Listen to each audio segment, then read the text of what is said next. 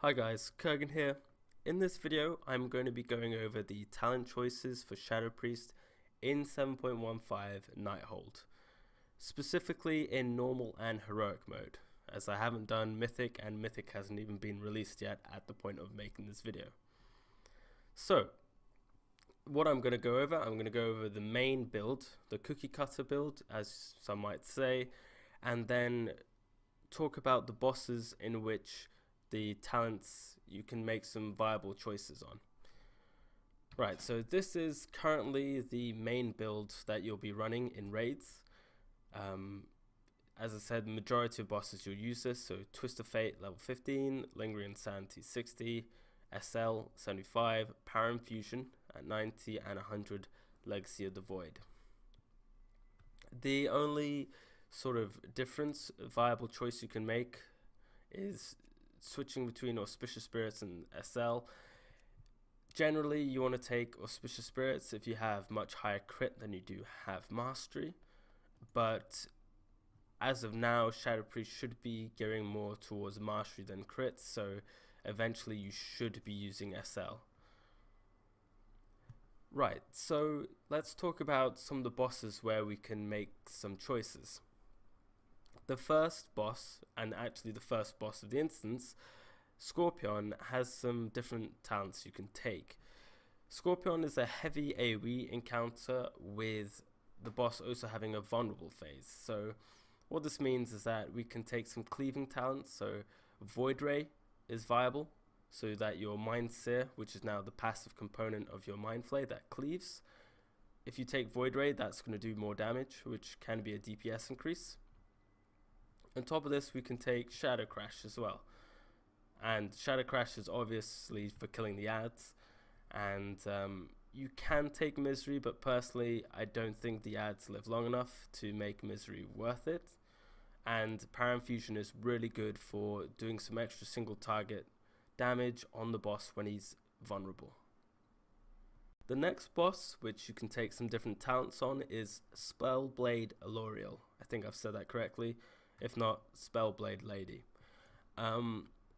Again, this is a cleaving fight, but the difference now is that the ads that do spawn live for quite a bit longer, and there's quite a few of them. So I found that Misery is a decent choice to take here, because really it allows you just to get your dots up much quicker and start cleaving straight away.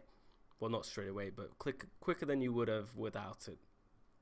And again, you can choose between Lingering Insanity and Void Ray, and both Legacy of the Void, Shadow Crash.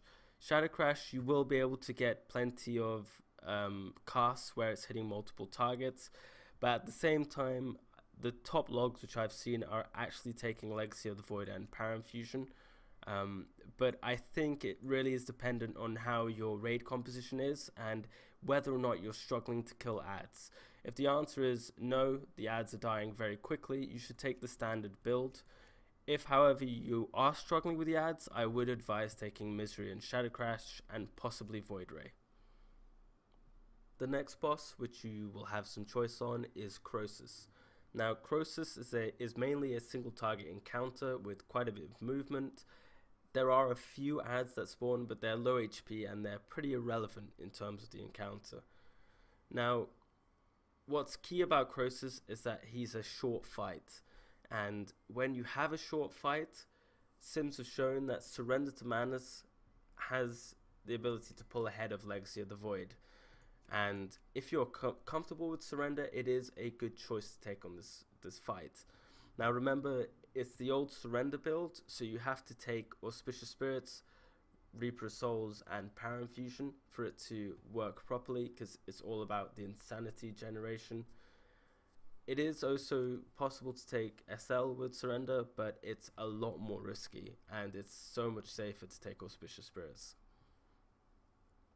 If you're not comfortable with Surrender though, it is much better to take Legacy of the Void, because if you do Surrender to Madness wrong, you're just going to die and do no damage.